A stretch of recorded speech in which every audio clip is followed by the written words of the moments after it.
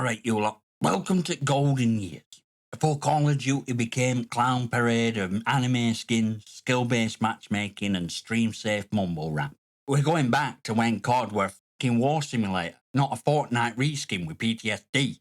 This episode is about birth at franchise, 2003 to 2008, when series still had dirt under its nails, bullets in its lungs, and no idea what a battle pass even was.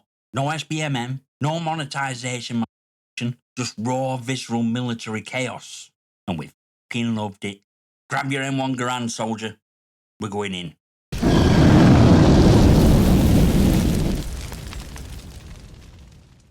Right, let's talk about a game that started it all. Call of Duty 2003.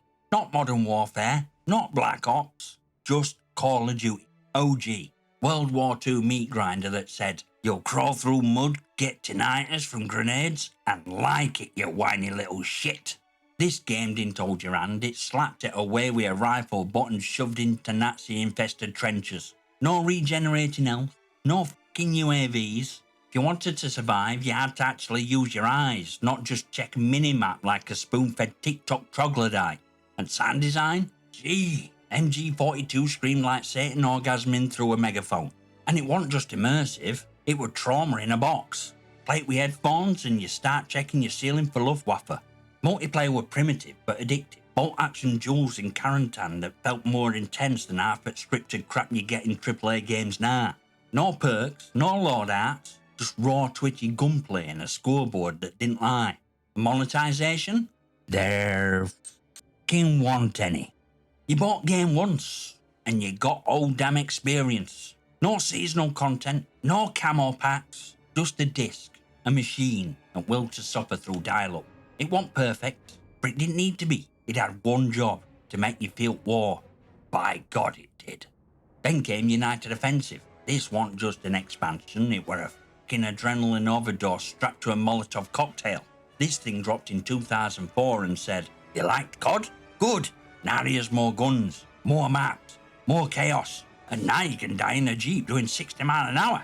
Remember Foy? That snowy hellscape where tanks rolled in like angry gods and air were thick with artillery farts. This wasn't expanding experience, it was doubling down on carnage. Bigger maps, more players, and game modes that made Battlefield look like children's phone party. And they gave us tanks for Christ's sake. Tanks! Not paywalled. Not unlockable via Battle Pass Tier 56 with Mountain Dew code. Just there. You drive it, blow shit up, get blown up, repeat. Weapons were tighter, explosions louder, and multiplayer? Utter fucking chaos. Domination mode felt like a pub brawl between psychopaths armed with flamethrowers and a grudge. And TTK, time to kill, was savage. You popped your head out and BAM! It's redeployment time, dickhead.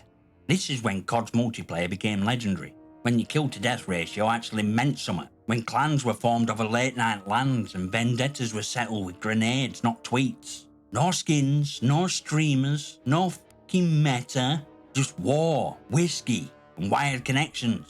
United Offensive didn't expand war, it escalated it. And if you survived a round of that madness, congratulations. You're officially harder than half the COD community today combined. Then we had Finest Hour. Call of Duty's first sloppy drunken shagwick console crowd.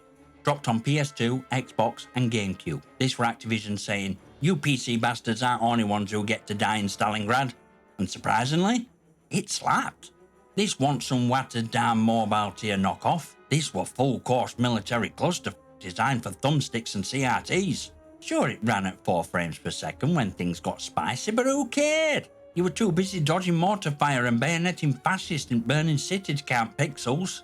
It had 3 campaigns, Soviet, British and American, and all are it like shovel-to jaw.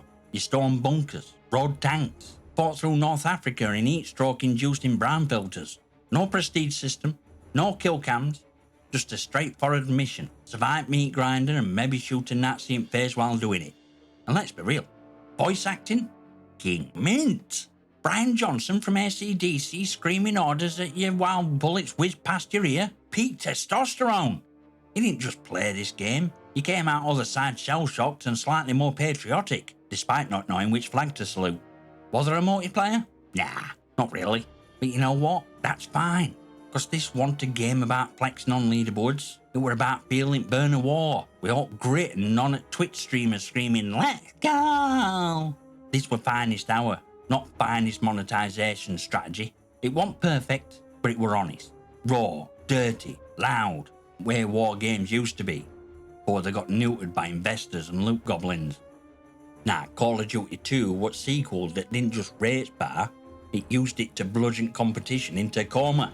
Infinity Ward walked back into the room like, "Remember us, bitches? We brought smoke grenades and louder screams." It were a launch title on Xbox 360 and ran like butt on a hot day. 60 frames? Nah, but close enough that you didn't care cause screen was shaking from artillery and you were too busy shitting yourself behind a sandbag wall in El Alamein. And campaign? Still World War II, but this time even grimmer. Normandy, Stalingrad, North Africa, pick your trauma. It didn't hold back. That D-Day mission on Point de Hoc? Jesus Christ! You start level and within 12 seconds there's a German MG42 trying to sandblast your genitals off. But here's where it really snapped necks. Multiplayer. Online, on console, and it actually worked. No kill streaks, no perks, just a rifle, a map, and that one Scottish lad screaming obscenities through a £9 headset while knifing people in back. It were war distilled into sweaty joypad clutching feverdery. And guns? M1 Garand's ping were practically a war boner. Every reload sounded like freedom ejaculating into fascism. No suppressors, no laser sight, just iron sights and iron wills. Still no SBMM, still no microtransactions. You didn't buy skill, you earned it by getting stomped for 20 hours straight, then finally popping off like a goddamn warlord. COD 2 didn't need gimmicks. It had grit, it had grenades, and it made you feel like every bullet fired were personal. This was last time Call of Duty felt like historical docudrama with a death toll. After this, well, things start sliding towards tactical mass. But we're not there yet, not today.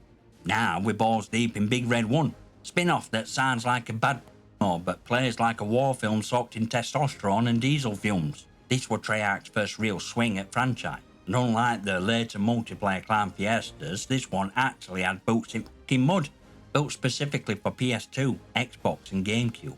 Big Red 1 wasn't half-baked side hustle, it was gritty, grounded, laser-focused on 1st Infantry Division, also known as poor bastards who got sent everywhere and somehow lived to bitch about it.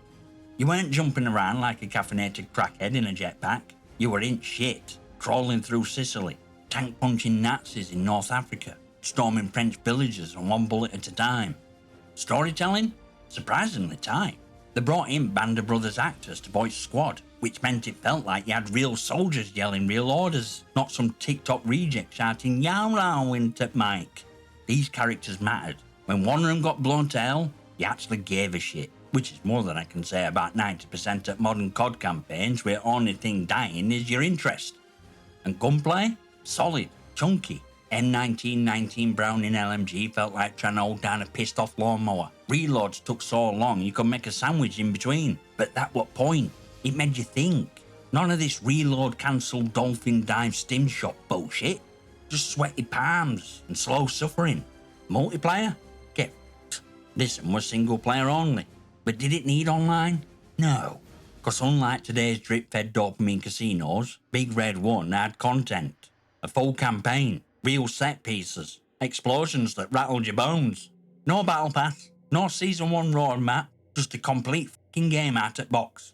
Treyarch had later turned to dark side, but for one filthy moment in 2005, they gave us a game that bled red, roared loud, and didn't ask for your credit card.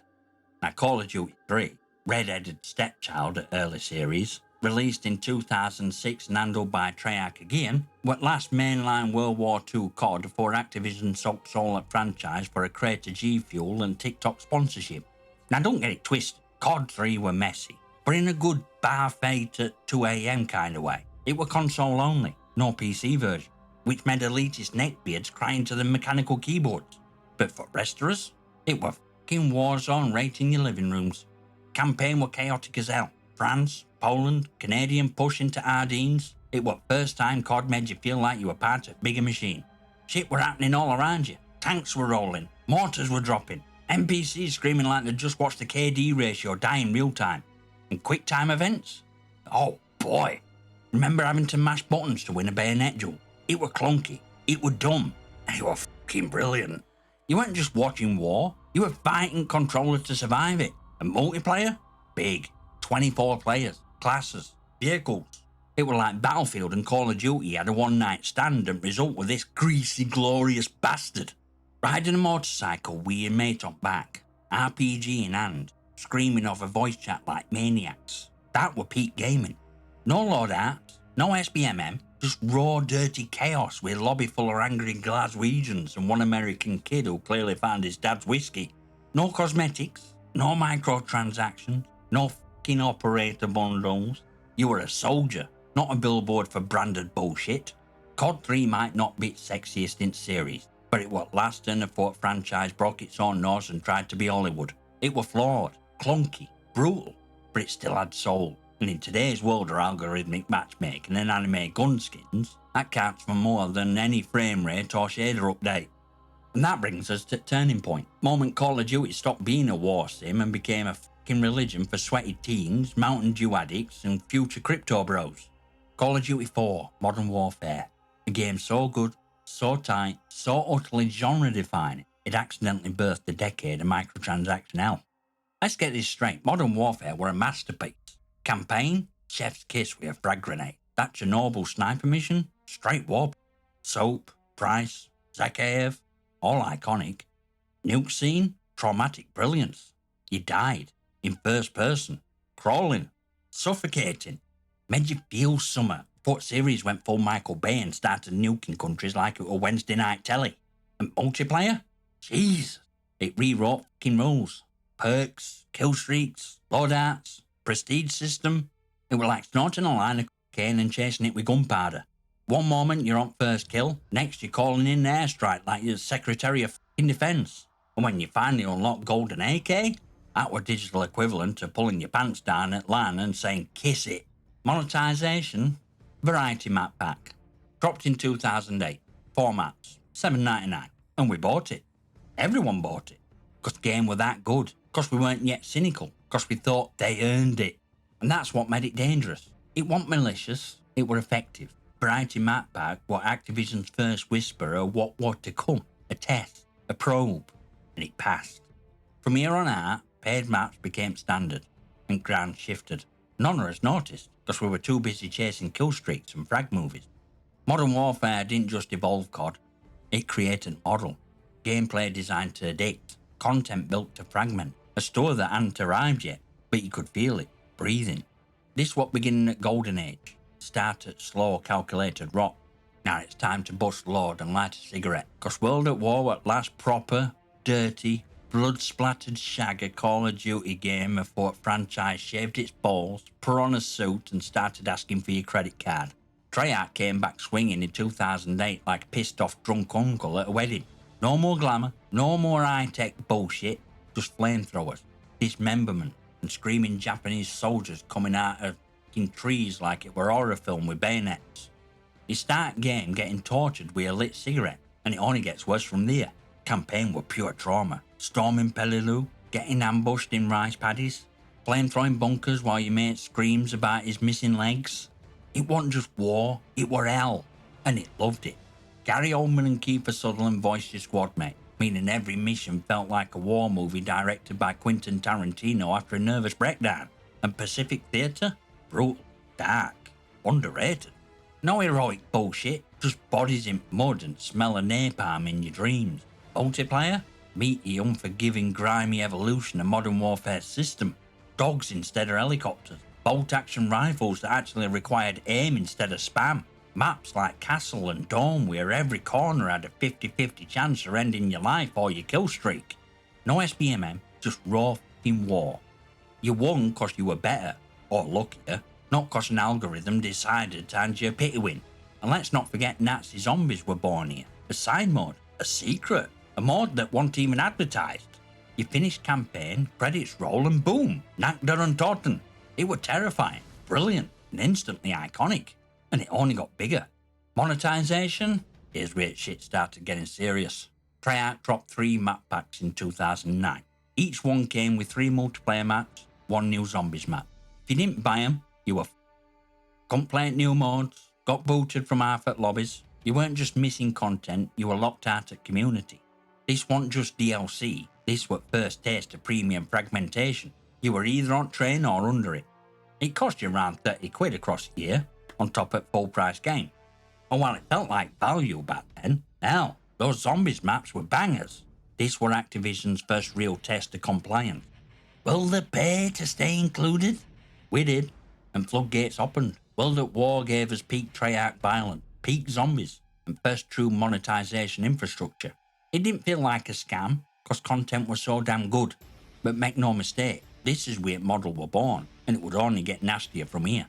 Back then it wasn't about kill streaks or cosmetics, it was about carnage, camaraderie, and clicking heads with a bolt action rifle so loud it made your neighbours flinch. From PC lands to console chaos, from Normandy beaches to Pacific nightmares, COD used to mean something. It had weight, it had grit, it had fucking testicles.